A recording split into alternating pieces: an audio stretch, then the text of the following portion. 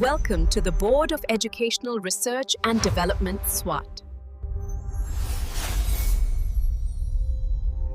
अस्सलाम वालेकुम, Syeda Maryam नकवीज here from the Moonlight International Publishers। आज हम सीखेंगे ये और वो का इस्तेमाल। ये जैसे ये पेंसिल है, ये आपके पास है और सूरज दूर है, वो सूरज है। ये मेज है, वो चांद है। उसी तरह आज हम ये और वो का इस्तेमाल सीखेंगे। यह ये ग पेश र गुड़ य अ या गुड़िया ह ए है, ये गुड़िया है। वह वो ह पेश व फू फूल है।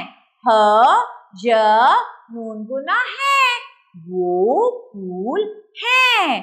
ये घ र इड़ी घड़ी ह ए है, ये घड़ी है। वह वो खड़ा खिड़ क ई की खिड़की ह ए है, वो खिड़की है। यह ये बला बिल नीली बिल्ली ह ए है, ये बिल्ली है। वो चिड़िया है। वह वो च जेर अड़ चिड़ य अ या ह ए है, वो चिड़िया है। ये गुड़िया है, वो फूल है। ये घड़ी है, वो खिड़की है। ये बिल्ली है, वो चिड़िया है। इसके साथ ही मरियम नकवी को इजाजत दे। शुक्रिया। अल्लाह हाफ़िज़।